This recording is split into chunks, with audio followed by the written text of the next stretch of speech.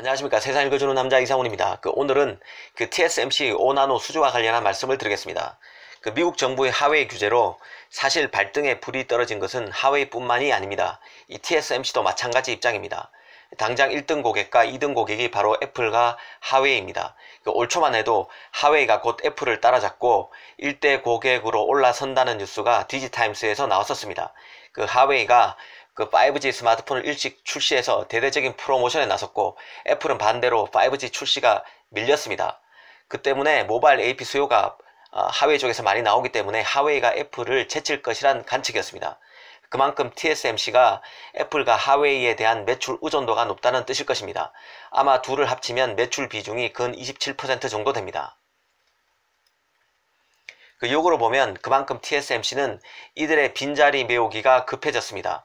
TSMC는 그간 5나노 수주를 위해서 투자를 많이 해왔습니다.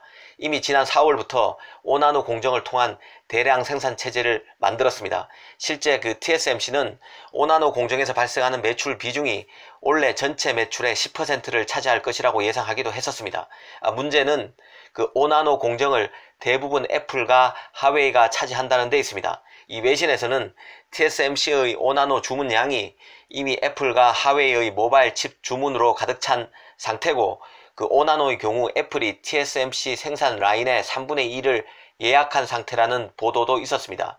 물론 이는 미국 정부가 하웨이 규제를 내놓기 전에 나온 보도이긴 합니다. 그러나 TSMC가 하웨이의 신규 주문을 받지 않을 뿐 기존 주문 물량은 그대로 소화한다는 점에서 크게 틀리지는 않을 것입니다.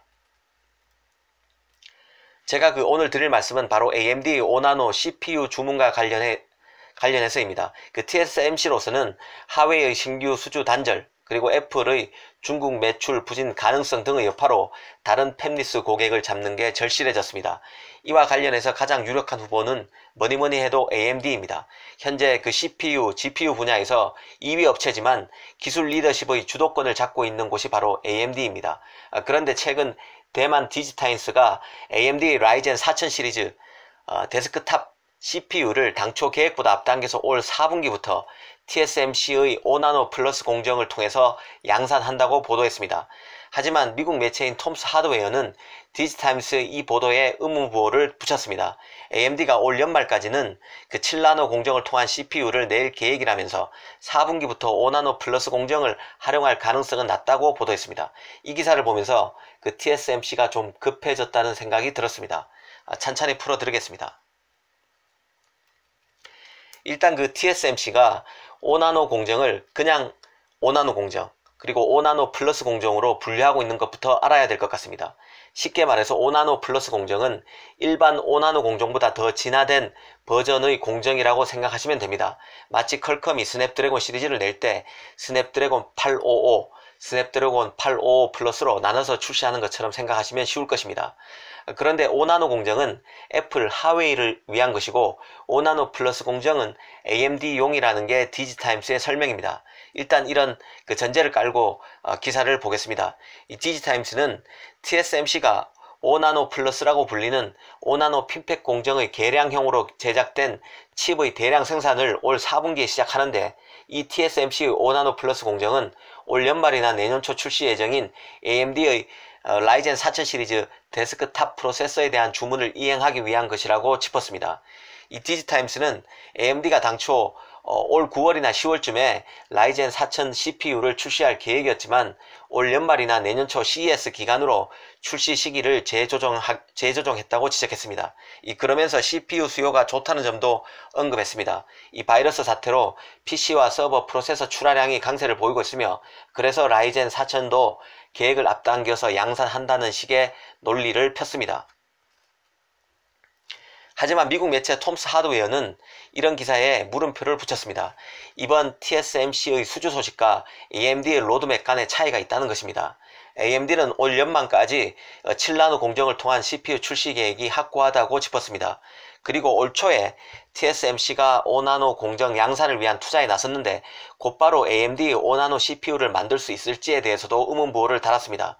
통상 노트북이나 PC에 들어가는 CPU의 경우는 일단 스마트폰부터 공정이 적용되고 성숙된 이후에나 적용된다는 점을 지적했습니다.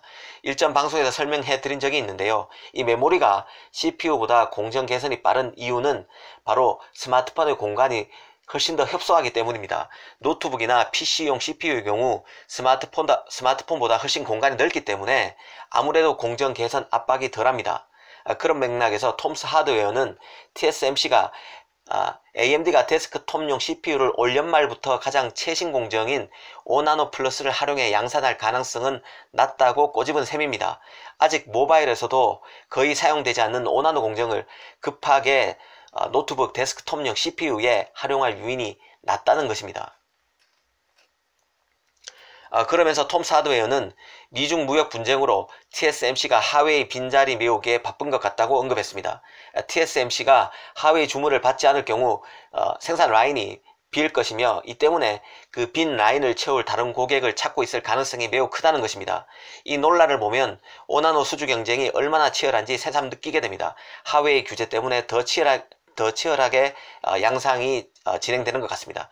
향후 AMD와 엔비디아의 그 차세대 칩을 삼성과 TSMC 중 어디가 맡을지가 그 어느 때보다 중요해진 시점이라는 것을 다시 한번 생각하게 됩니다. 감사합니다.